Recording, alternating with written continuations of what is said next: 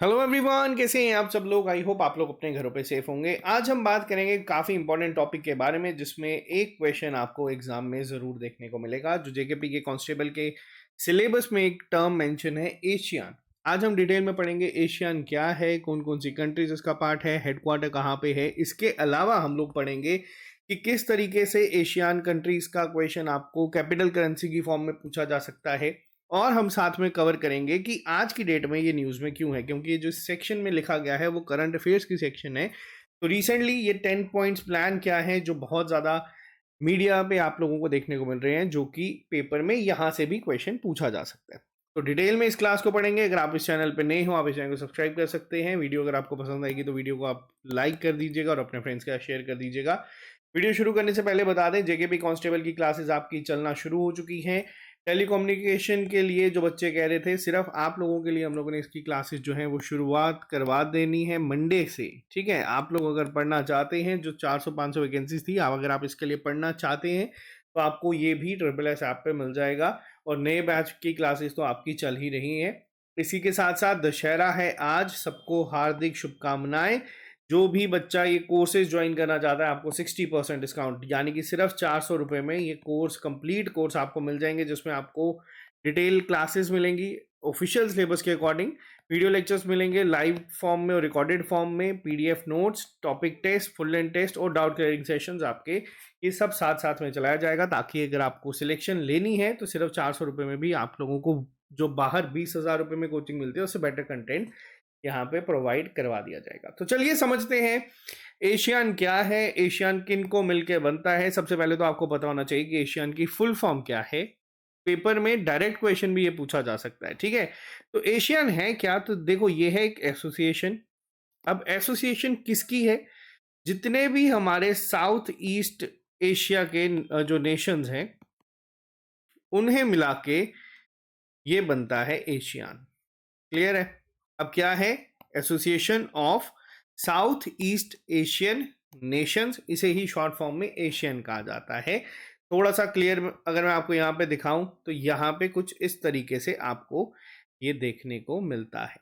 ठीक है, अब एशियन कंट्रीज की बात करूं तो यहाँ पे आप मान लीजिए ये आपका इंडिया जो है आता है। यहाँ से आपका चाइना जो है, आप इसको इमेजिन कर सकते हैं। अगर आप मैप को नहीं भी याद रखा हुआ तो आपको यहाँ से एक आइडिया हो जाएगा कि ये किस साइड पे आपको देखने को मिलता है। ठीक है, अब कौन कौन सी कंट्रीज है जो इसका एक पार्ट है, सब पार्ट मानी जाती हैं। तो देखो, सबसे पहला क्वेश्चन पेपर में कई बार ये बनता है कि एशियन कितने देशों से मिलकर बनता है। तो देखो, एशियन के टोटल मेंबर्स कितने हैं?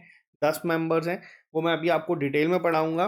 बट मैप में अगर हम बात करें तो ये आप देख सकते हैं, जो छोटे छोटे आप लोग देख रहे हैं, जैसे सिंगापुर आपका यहाँ पे है, Cambodia, Malaysia, Thailand, Myanmar, Laos, ठीक है, वियतनाम, ब्रुनई, फिलीपींस, इंडोनेशिया, ये सारे मिलके क्या बनाते हैं? हमारा एशियन जो है इसे बनाते हैं। ठीक है, बहुत इंपॉर्टेंट पॉइंट है।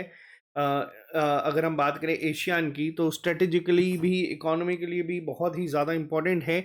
इंडिया के लिए भी, किस तरीके से इंडिया और एशियन की समिट होती है वो भी हम लोग डिस्कस करेंगे डिटेल में। ठीक है, तो ये आई होप आपको मैप में क्लियर हो चुका होगा। ये हमारे इंडिया का मैप है और यहाँ पे जो आपको आइलैंड्स दिखते हैं ना, जो आपको छोटे छोटे छोटे दिखते हैं, ये सब हैं मेनली साउथ चाइना सी में। क्यों इंपॉर्टेंट है? चाइना को किस तरीके से टैकल करने के लिए है। अब बात करते हैं यहाँ पे एम्बलम के बारे में, क्योंकि ये क्वेश्चन यहाँ पे इस तरीके से एसएससी में पूछा गया था। ठीक है, अब एम्बलम आप लोग यहाँ पे देख सकते हैं। मेनली आपको कौन कौन से कलर दिख रहे हैं? मेनली हमें कलर दिख रहा है सबसे पहले तो ये ब्लू कलर का है पूरा। यहाँ पे जो है आप एक फ्लैग टाइप देख सकते हैं, उसके बीच में आपको रेड कलर दिख रहा है। छोटा सा आपको ये व्हाइट कलर का भी एक देखने को मिलता है, और इसके साथ साथ आपको येलो कलर का भी यहाँ पे देखने को मिलता है, जो कि एक सर्कल के बीच में यहाँ पे है। ठीक है, अब ये हर एक कलर अपने आप में एक चीज को रिप्रेजेंट करता है। सबसे पहले बात करते हैं हम लोग, जो मेन कलर है, जो सबसे बड़ा पार्ट आप देख रहे हैं यहाँ पे ब्लू कलर का, ये आपका रिप्रेजेंट करता है क्या? पीस और स्टेबिलिटी को। ठीक है, ब्लू कलर आपका रिप्रेजेंट करता है पीस एंड स्टेबिलिटी। ठीक है, इसके बाद अगर हम बात करें, रेड कलर जो आता है वो रिप्रेजेंट करता है यहाँ पे करेज और डायनामिज्म को। वाइट कलर जो आप लोग देख रहे हैं यहाँ पे वो शो करता है प्योरिटी को। और जो येलो कलर आप लोग देखते हैं ये दिखाता है प्रॉस्पेरिटी को, ठीक है। और ये जो सर्कल है, सर्कल रिप्रेजेंट करता है एशियन कंट्रीज की अपनी यूनिटी को, ठीक है। तो ये पहला पॉइंट आप लोगों को याद रखना है कि ये जो लोगो है इसका क्या मतलब है, इसको क्यों बनाया गया है, ठीक है। तो ये आप लोगों को पहला पॉइंट जो पेपर में कई बार ही बनता है इसको पता होना चाहिए, ठीक है। मेनली कलर यहाँ पे आपको 4 देखने को मिलते हैं, blue, red, white, yellow. Option में पेपर में पूछा जा सकता है कि बताओ इनमें से कौन सा ऐसा कलर है जो एशियन फ्लैग में नहीं है, ठीक है। इतना क्लियर है। अभी तक मैंने पढ़ाना शुरू नहीं करा, अभी मैं बस आपको एक ओवरव्यू दे रहा हूँ कि एशियन कंट्रीज कहाँ पे लाई करती हैं। मैप के फॉर्म में आपको एक आइडिया मिल चुका है, ठीक है। और वहीं अगर मैं बात करूं यहाँ पे कि इसके एम्बलम का क्या मतलब है, आज की क्लास हम लोग 2 पार्ट्स में डिवाइड करके पढ़ेंगे, ठीक है। एक पार्ट होगा थोड़ा सा हिस्टोरिकल बैकग्राउंड के साथ, एक पार्ट होगा जो अभी करंट इवेंट्स के साथ चल रहा है, ठीक है। पेपर में कई बार अगर स्टैटिक जीके की फॉर्म में पूछा गया पुराने क्वेश्चंस को तो आप लोग यहाँ से आंसर कर सकते हैं, अगर एग्जामिनर ने करंट इवेंट्स को ऐड करा तो आप लोग यहाँ से आंसर कर सकते हैं। तो आज की क्लास में सारी इनडायरेक्टली हम लोग 3 टॉपिक्स जो है उसको साथ साथ में कवर करेंगे। सबसे पहली चीज कि ये एस्टेब्लिश कब हुआ, ठीक है। अब एशियान जो है association of south east Asian Nations है, हम लोगों ने पढ़ा, ठीक है। अब हम लोगों ने मैप पे इसकी लोकेशंस को पढ़ा। अब इसको बनाया कब गया, ठीक है। सबसे पहला पॉइंट यहाँ पे आता है कि एशियन को बनाया कब गया, तो ये देखो बनाया गया था 8 अगस्त 1967 में। बहुत इंपॉर्टेंट है, स्टैटिक जीके की फॉर्म में पेपर में क्वेश्चन बनेगा तो आपको ये पूछा जाएगा कि ये बनाया कब गया, ठीक है। पहला पॉइंट यहाँ पे सॉरी, ये आपको याद रखना, ठीक है। दूसरी चीज आपसे पूछा जाएगा कि कहाँ पे ये हुआ। देखो ये हुआ था बैंकॉक में, थाईलैंड में। एक एशियन डिक्लेरेशन कहा जाती है, ठीक है। बैंकॉक में हुई थी तो उसी को ही हम लोग क्या कहते हैं, बैंकॉक डिक्लेरेशन। अब पेपर में क्वेश्चन बन सकता है कि बैंकॉक डिक्लेरेशन किससे डील करती है या किससे रिलेटेड है। तो बैंकॉक डिक्लेरेशन आपकी एशियान से रिलेटेड है, ठीक है। एशियन डिक्लेरेशन या बैंकॉक डिक्लेरेशन भी कहा जाता है, क्यों? क्योंकि ये आपकी बैंकॉक यानी कि थाईलैंड में जो है एस्टेब्लिश करी गई थी। फाउंडिंग डॉक्यूमेंट जो है ना हमारा एशियान का, वो बैंकॉक थाईलैंड में साइन करा गया था। अब यहाँ पे कई बार कॉमन एक कंफ्यूजन क्रिएट हो जाती है बच्चों के बीच में कि सर ठीक है एशियान बैंकॉक में साइन करी गई, बैंकॉक डिक्लेरेशन कहा जाता है तो इसका हेडक्वार्टर भी फिर बैंकॉक में होगा। नहीं, ऐसा नहीं है। इसका जो हेडक्वार्टर है वो कहाँ पे है, वो आपको देखने को मिलता है जकार्ता में, ठीक है। जकार्ता कहाँ पे है, इंडोनेशिया में है। और इसका हेडक्वार्टर या फिर जो सेक्रेटरीट है आप उसको कह सकते हैं कि वो कहाँ पे है, वो है आपका जकार्ता, इंडोनेशिया में। क्लियर है यहाँ पे आपको ये पॉइंट कि कहाँ पे है हेडक्वार्टर। वर्किंग लैंग्वेज क्या है, देखो हर एक, अगर हम बात करें रीजनल ऑर्गेनाइजेशन की, हर एक रीजनल ऑर्गेनाइजेशन की एक वर्किंग लैंग्वेज होती है जिसमें वो काम करते हैं। तो एशियान की क्या है, वो है इंग्लिश। अब सबसे बड़ा इंपॉर्टेंट क्वेश्चन बनता है जो कि आपसे 3 तरीके से पूछा जा सकता है। आपको ये पूछा जा सकता है कि 2023 की चेयरमैनशिप किसके पास थी, 24 की किसके पास थी और 25 की किसके पास होगी, ठीक है। ये तीनों तरीके से पूछा जाता है, पेपर में भी बहुत बार ये बनता है। अब याद रखना 2023 की थी इंडोनेशिया के पास। इस साल की जो अभी अक्टूबर महीने में ही आपके इवेंट्स हो रहे हैं, ये कहाँ पे हो रहे हैं, ये हो रहे हैं लाओस में। और अगले साल होगी मलेशिया में। अब आपको यहाँ पे पूछा जाएगा कि सर इसको याद कैसे रखना है, ये चीज़ें हम लोग अपने दिमाग में कैसे रखेंगे, क्योंकि ऐसा तो है नहीं सिर्फ एशियान पढ़ना, में बहुत सारी चीज़ें पढ़नी है। तो याद रखना ये ना हमेशा अल्फ़ाबेटिकल ऑर्डर में जो है चलता है, ठीक है। याद रखने के लिए अब सबसे पहले क्या आता है, आई आता है। उसके बाद क्या आएगा, जे के एल आया है। फिर क्या आएगा, एम ए यानी कि मलेशिया, ठीक है। तो 2023 की कहाँ पे थी, 2023 की थी हमारी इंडोनेशिया में, ठीक है, लास्ट ईयर। इस साल की कहाँ पे हो रही है, लाओस में हो रही है। और अगले साल की कहाँ पे होगी, 2025 की मलेशिया में होगी। अब एक और चीज, अगर हम इस सीक्वेंस पे चले, ठीक है, तो अगर मैं एक बार आपको मेंबर्स दिखा दूं तो यहाँ पे सीक्वेंस के अकॉर्डिंग 2026 की कहाँ पे होनी चाहिए। फिर आप बोलोगे सर वो तो फिर हमारी म्यांमार में होनी चाहिए। अभी तक इस पे कंफर्मेशन नहीं आई है कि एशियन समिट म्यांमार में होगी, क्योंकि थोड़ा सा जो वहां पे इश्यूज चलते हैं उसकी वजह से। लेकिन आपको ये बता दूं कि ये जो 3 हैं आपको याद रखने हैं। अल्फाबेटिकल ऑर्डर में चलता है, 23 में इंडोनेशिया था, 24 में लाओस था, 25 में हुआ मलेशिया में। अब पे कई बार क्वेश्चन बनता है कि पहली बार समिट कहाँ पे हुई थी एशियान की। ये क्वेश्चन कंफ्यूजिंग इसलिए बन रहा है और मैं इस पे ज़्यादा स्ट्रेस इसलिए दे रहा हूँ क्योंकि बनाया कब था 1967 में, ठीक है, कहाँ पे, बैंकॉक में, ठीक है, क्लियर है ये पॉइंट। Bangkok Thailand. अब कई बार बच्चों से पूछा जाता है कि बताओ पहली बार इसकी जो है मीटिंग ये कहाँ पे हुई थी, चेयरमैनशिप कहाँ पे गई थी, तो ये फर्स्ट समिट जो थी ना ये इंडोनेशिया में हुई थी 1976 में।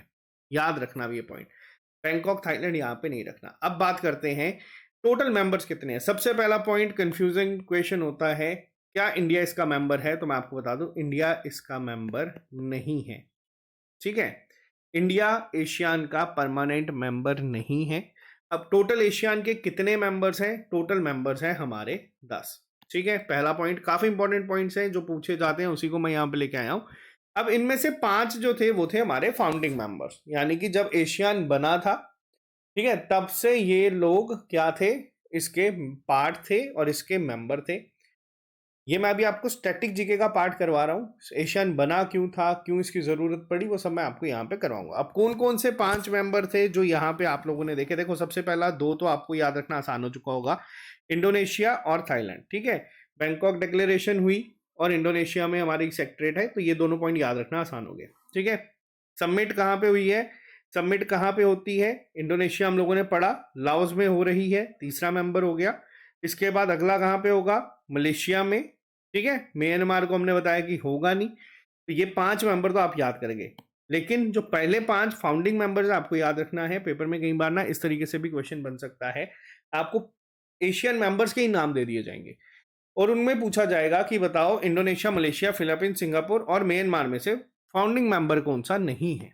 तो याद रखना जो 5 थे फाउंडिंग मेंबर्स वो थे इंडोनेशिया, मलेशिया, फिलीपींस, सिंगापुर और थाईलैंड, ठीक है, ठीक है, क्लियर है ये पॉइंट।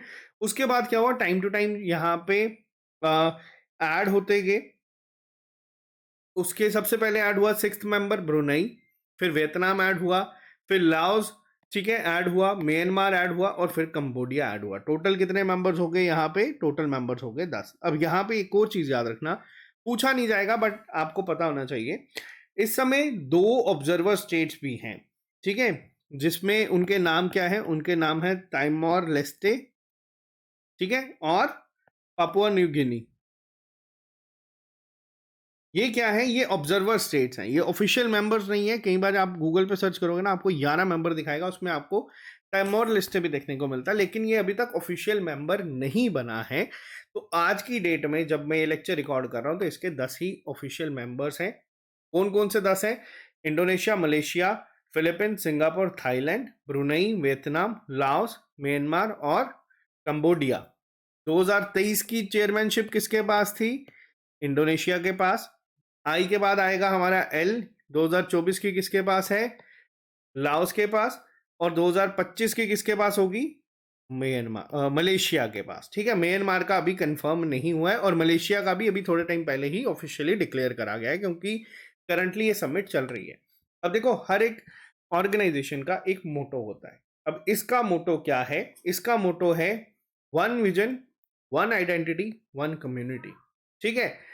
और इनका एक एंथम भी है जिसका नाम है द एशियन वे। याद रखने के लिए आसान है, एक सॉन्ग वायरल हुआ था इंडिया में, द माही वे, तो वैसे ही आप लोग याद रख लेना, द एशियन वे इनका एक एंथम भी है, ठीक है, जो हर इवेंट पे जो बजता है, इनका खुद का है, ठीक है। और मोटो क्या है, one vision, one identity, one community.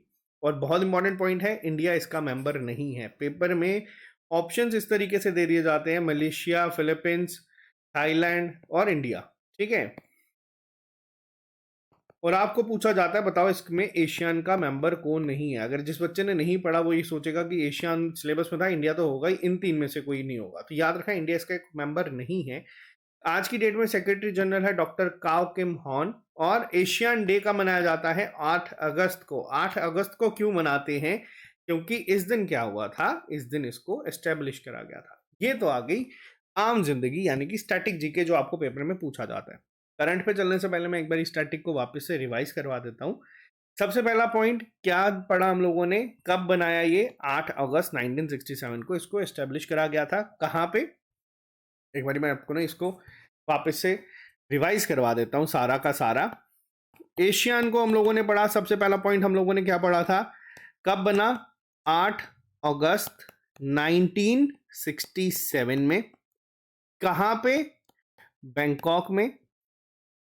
जो एशियन डॉक्यूमेंट्स है उन्हीं को ही हम लोग कई बार क्या, बैंकॉक डिक्लेरेशन भी कह देते हैं। ठीक है, पेपर में पूछा जाएगा किसके तहत ये बना है, तो ऑप्शन में कई बार बैंकॉक डिक्लेरेशन भी दे दिया जाता है। बैंकॉक कहाँ पे है, थाईलैंड में।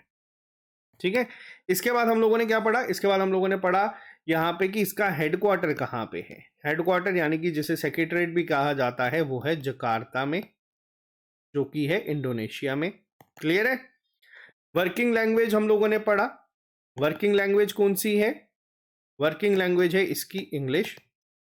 ठीक है, चेयरमैनशिप की बात करी गई, चेयरमैनशिप वापस से रिकॉल करते चलो साथ साथ में, ताकि कल को दोबारा लेक्चर पढ़ने की जरूरत ना पड़े, यहीं पे लेक्चर खत्म हो जाए। 23 की किसके पास थी, इंडोनेशिया के पास। अल्फाबेटिकल ऑर्डर में चलता है, अगर आपने सारे नाम याद कर लिए तो आप लोगों को ये याद हो ही जाएगा। ठीक है, 2025 में कहाँ होगी, मलेशिया में होगी। ठीक है, और पहली सबमिट अगर आपसे कभी पूछा जाएगा कहाँ पे हुई थी, फर्स्ट सबमिट हुई थी हमारी इंडोनेशिया में। इंडोनेशिया में कब हुई थी, 1976 में। इस 67 को उल्टा कर देना, 76 हो जाएगा। ठीक है, टोटल मेंबर्स पढ़े हम लोगों ने कितने हैं, 10 मेंबर्स हैं, जिसमें हम लोगों ने पहले देखा कि 5 जो थे वो थे फाउंडिंग मेंबर, यानी कि जिन्होंने इसको बनाया था। अब फाउंडिंग मेंबर कौन कौन से थे, इंडोनेशिया, ठीक है, मलेशिया, फिलीपींस, सिंगापुर और थाईलैंड। ठीक है, फिर 5 और ऐड हुए, कौन से ऐड हुए, ब्रुनेई, वियतनाम, लाओस, पीडीआर, ठीक है, म्यांमार और कंबोडिया। आपको ये याद नहीं रखना कि ये सब कब ऐड हुए थे। ठीक है, ये नहीं याद रखना कि सीक्वेंस में थे, ये भी याद रखने की जरूरत है। हम लोगों ने इसके बाद पढ़ा, इसका एक मोटो होता है जो था वन विजन, ठीक है, वन आइडेंटिटी, वन कम्युनिटी। ठीक है, यहां तक। एंथम क्या था, देखो ये दिमाग में आनी चाहिए चीजें, द एशियन वे, पेपर में माही वे ना लिख के आना, एशियन वे। ठीक है, इसके बाद हम लोगों ने एक चीज पढ़ी, जिसमें हम लोगों ने पढ़ा सेक्रेटरी जनरल कौन है, डॉक्टर काओ। अगर ये पूछा गया तो याद रख लेना, वैसे मुश्किल ही होता है ये क्वेश्चन पूछे जाने।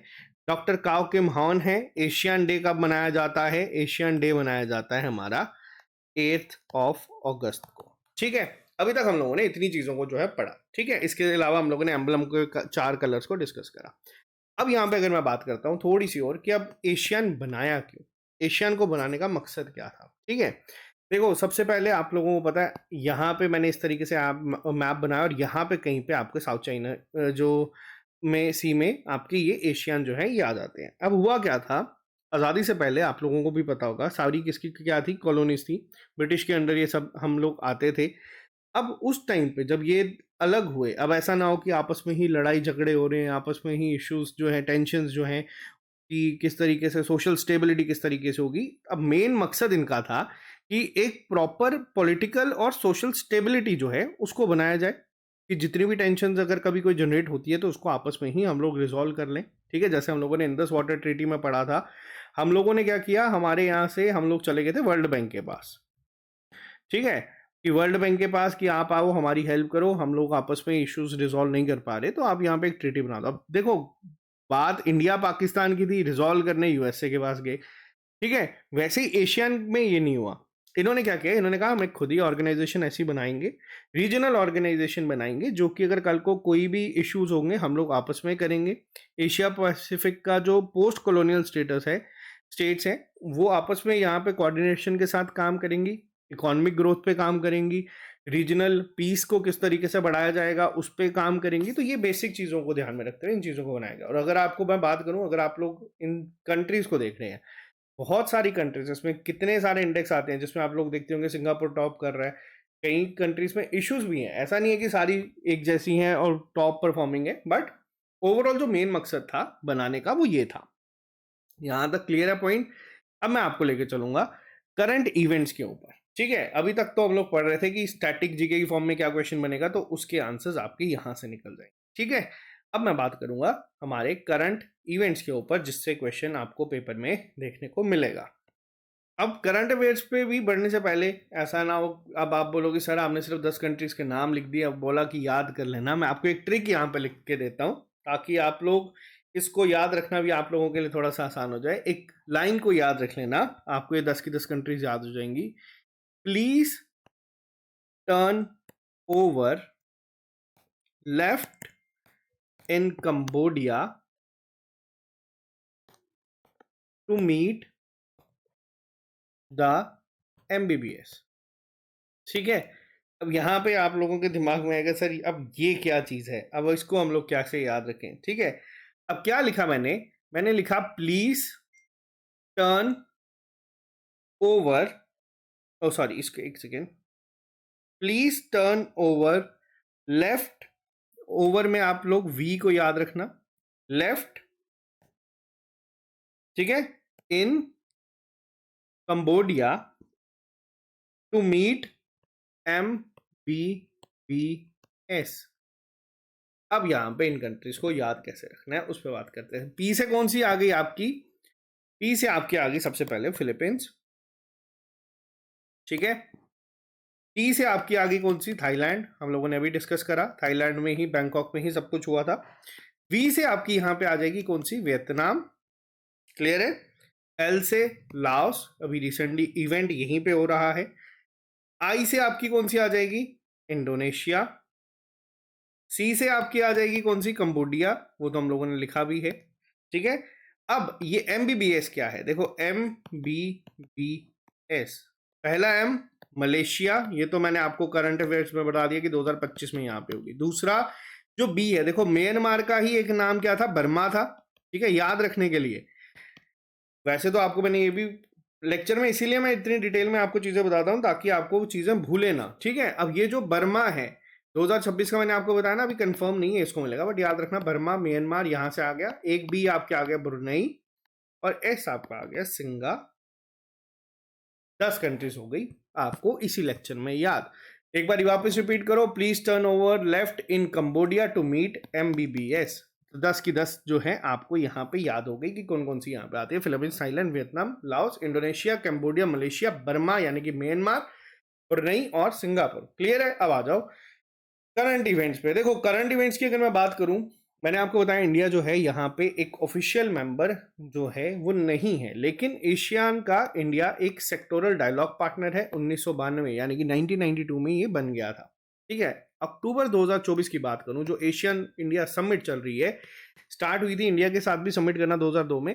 उसके बाद अगर मैं यहाँ पे बात करूं, इस समिट में प्रधानमंत्री ने 10 पॉइंट प्लान एक जो है वो दिया है। अब ये 10 पॉइंट प्लान क्या है, इससे क्वेश्चन किस तरीके से करंट अफेयर्स की फॉर्म में पूछे जा सकते हैं, वो हम लोग यहाँ पे डिस्कस करेंगे, ठीक है। तो सबसे पहली बात अगर मैं यहाँ पे करूँ कि ये 10 प्लान पॉइंट क्या दिए हैं, आपको बस एक इसका आइडिया होना चाहिए। सबसे पहली बात कही गई है कि जो 2025 होगा, इसको Asian Indian year of tourism के नाम से सेलिब्रेट करने की बात करी गई है और इसको ऑब्जर्व करने की बात करी गई है। यहाँ तक कि पहला पॉइंट आप लोग यहाँ पे याद रखना, ठीक है, बहुत इंपॉर्टेंट है। इसके अलावा जो देखो साउथ एशिया चाइना की जो डोमिनेंस है ना, उस पर भी बात करी जाती है यहाँ पे, लेकिन जो ये 10 पॉइंट्स हैं इसको आप लोग कहीं ना कहीं थोड़ा सा बुलेट पॉइंट्स में नोट कर लेना, ठीक है। बात करी है सेलिब्रेट करने की ए डेकेड एक्ट ईस्ट पॉलिसी पे, ठीक है। एक्ट ईस्ट पॉलिसी जो बनाई गई थी, देखो इसमें कहा गया है कि काफ़ी सारे youth summit, startup festival, hackathon, music festivals, या फिर जो हमारे थिंक टैंक है एशियन इंडिया के, दिल्ली डायलॉग, ये सब करवाने की बात करी गई है, ठीक है। इसके साथ साथ यहाँ पे एक Asian India women scientist conclave करवाने की बात करी गई थी इस 10 पॉइंट्स में, ताकि जो साइंस एंड टेक्नोलॉजी का एक डेवलपमेंट फंड है उस पर किस तरीके से काम हो। और हाँ देखो यहाँ पे ऐसा नहीं है कि इंडिया ने बोला कि हम लोग सेलिब्रेट करेंगे 2025 एशियन इंडिया टूरिज्म के लिए और उन्होंने बोला हाँ ठीक है करेंगे।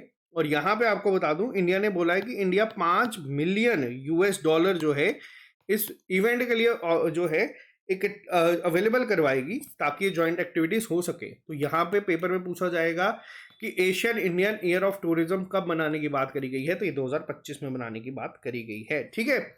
इसके अलावा हमारी नालंदा यूनिवर्सिटी के बारे में बात करी गई है कि जो स्कॉलरशिप्स दी जाती है उसको डबल कर दिया जाएगा और खास तौर पे एक नए प्रोविजन बनाए जाएंगे जो भी एशियन स्टूडेंट्स यहाँ से आके अगर करना चाहते हैं तो, ठीक है। जो हमारी एग्रीकल्चर यूनिवर्सिटीज है उनके लिए भी हमारा जो Asian Indian trade good agreement है उसको भी रिव्यू करने की बात करी गई है, एनहांस करने की बात करी है डिजास्टर रिसाइलेंस के लिए। देखो यहाँ पे आपको बता दूं, यहाँ पे तूफान वगैरह बहुत सारे आते हैं तो इंडिया हर बार जो है मदद करता है और इंडिया ने बोला है कि 5 मिलियन इनके लिए भी जो है अवेलेबल करवाए जाएंगे अगर कल को ऐसी कोई चीज़ होती है तो। बहुत सारे हेल्थ मिनिस्टर ट्रैक जो है बनाने की बात करिए कि हेल्थ इंफ्रास्ट्रक्चर को लेके। और इसके साथ साथ ही अगर मैं बात करूं Asia India cyber policy dialogue भी जो है कहा गया है इस 10 पॉइंट में, ताकि जो डिजिटल हमारा साइबर रिसिलेंस रहता है उसको किस तरीके से इन्हांस करा जाए, ठीक है, उसको किस तरीके से स्ट्रेंथन करा जाए। ग्रीन हाइड्रोजन पे काम करने की बात करी गई है और इसके साथ साथ एशियन लीडर्स जो हैं उनको इनवाइट करा गया है प्लांट अ ट्री और मदर कैंपेन जो चल रहा है, ताकि जो क्लाइमेट है उसके लिए भी काम किया जाए। तो ये जो एक 10 पॉइंट्स एग्रीमेंट थे ना, ये काफी न्यूज में थे, जिसपे क्वेश्चन अगर करंट अफेयर से पूछा जाएगा तो आप लोगों के आंसर यहां से निकल जाएंगे, ठीक है। इसके अलावा एशियन रीजनल ऑर्गेनाइजेशन क्यों बनाई गई मैंने आपको बता दिया, पॉलिटिकल और सोशल स्टेबिलिटी के लिए करी गई थी, ताकि जो Asia Pacific post colonial states के बीच में टेंशन जो है उसको अवॉइड करा जाए, इकोनॉमिक ग्रोथ, रीजनल पीस, इस सबको ध्यान में रखते हुए। ये तो आया आपका पूरा का पूरा एशियान। मैंने यहाँ पे आपको सारा जो है पूछे जा सकते हैं जो क्वेश्चन उसको कवर करवा दिया स्टैटिक और जीके फॉर्म में। अब आपके पेपर में ना एक अलग से टॉपिक है कैपिटल एंड करेंसीज। देखो कैपिटल करेंसी आपको 100-200 कंट्रीज की याद नहीं करनी, जो न्यूज में रहती है उसको पढ़ना। जैसे एशियन लिखी है, एशियन कंट्रीज की कैपिटल करेंसी आपको मैंने यहाँ पे लिख दी है, ठीक है। इसी बहाने आपको याद हो जाएगा। याद हम लोग उसी सीक्वेंस में करेंगे जिसमें हम लोगों ने अभी पढ़ा है। हाँ, ये 5 जो फाउंडिंग मेंबर्स है इसको याद रख लेना, अब आप लोगों का काम है, ठीक है, इसको याद रखना। अब यहाँ पे बात करते हैं कंट्रीज की। ब्रुनई की कैपिटल क्या है? ब्रुनई की कैपिटल है बैंडर सेरी बेगवान और इनकी करेंसी है ब्रुनई डॉलर। कैम्बोडिया की क्या है? नॉम पेंग, इनकी जो करेंसी है वो है रियाल, कंबोडियन रियाल। लाओस की क्या है? अब यहाँ पे याद रखना, ये काफी इंपॉर्टेंट है। लाओस की जो कैपिटल है वो है वियतनी, ठीक है। अब यहाँ पे वियतनाम एक अलग कंट्री है, ठीक है, यहाँ पे यह कंफ्यूजन नहीं होनी चाहिए कि लाओस में वियतनाम है या वियतनाम की कैपिटल लाओस है, इसकी अलग कैपिटल है, ठीक है। ये पॉइंट बहुत इंपॉर्टेंट है, याद रखना, आपको पूछा जा सकता है पेपर में भी, ठीक है। और हाँ, इसका मैं यहाँ लिखना भूल गया था, लॉयटियन किप जो है वो इसकी करेंसी है, इसको आप अपने नोट्स में ना ऐड कर लेना। मलेशिया की कैपिटल कुआलालंपुर है, मलेशियन रिंगिट इसकी करेंसी है। म्यांमार की है नाई पाइता और म्यांमार क्यात यहाँ पे इसकी करेंसी है। फिलीपींस की मनीला और पेसो जो है करेंसी है। सिंगापुर की सिंगापुर सिटी है और सिंगापुर डॉलर। सबसे आसान यहाँ पे आपका सिंगापुर ही है। थाईलैंड की कैपिटल बैंकॉक, थाईलैंड बात जो है इनकी करेंसी है। वियतनाम की कैपिटल है हनोई, ठीक है। अब यहाँ पे इन दोनों के बीच में आपको ना कई बार कंफ्यूजन होने के चांसेस बढ़ जाते हैं, तो याद रखना अलग अलग है और इनकी कैपिटल्स भी अलग है। इनकी करेंसी है डैंग, इंडोनेशियन की है रुपया, ठीक है, और इनकी कैपिटल है जकार्ता। आज का होमवर्क नोट कर लेना, ये 10 की 10 आप लोग याद करके आना, क्योंकि जब मैं इसके एमसीक्यूज आपको करवाऊंगा सार्क के बाद दोनों के कंपाइंड, तो मैं चाहता हूं कि मैं उसमें ये क्वेश्चंस को भी ऐड करूंगा। जब लाइव क्लास होगी तो मैं उम्मीद करूंगा कि हर एक बच्चा सही आंसर करे। तो ये था हमारा आज का एशियान का लेक्चर, जिसमें मैंने A to Z जो क्वेश्चन बन सकते थे उसको भी कवर करवाया, जो करंट के फॉर्म में अगर डिफिकल्ट भी जा सकता है एग्जामिनर वो भी कवर करवाया। तो लेक्चर कैसा लगता है ज़रूर लिख के बताया करो, ताकि हम लोगों को भी पता चले कि जो हम मेहनत कर रहे हैं वो सही डायरेक्शन में जा रही है या नहीं। बाकी मिलते हैं आप लोगों से जल्दी नए लेक्चर के साथ। आज के लिए सिर्फ इतना ही। और अगर आप लोग तैयारी कर रहे हैं और अगर आप लोगों का सपना है ये 4000 वैकेंसीज में फॉल करने का, तो वहाँ पे आप लोग क्लासेस को ज्वाइन कर सकते हैं। वहाँ पे लाइव क्लासेस भी चलती है, रिकॉर्डेड फॉर्म में चलती है, टेस्ट कंडक्ट करवाए जाते हैं और पूरे पैन इंडिया में आपको 400 रुपये में इतना मटीरियल कोई भी इंस्टीट्यूट प्रोवाइड नहीं करवा सकता। ये मैं ओपन चैलेंज करता हूँ यहाँ पे। तो मिलते हैं जल्दी नए लेक्चर के साथ। Bye bye, take care, see you soon, good night, अलविदा।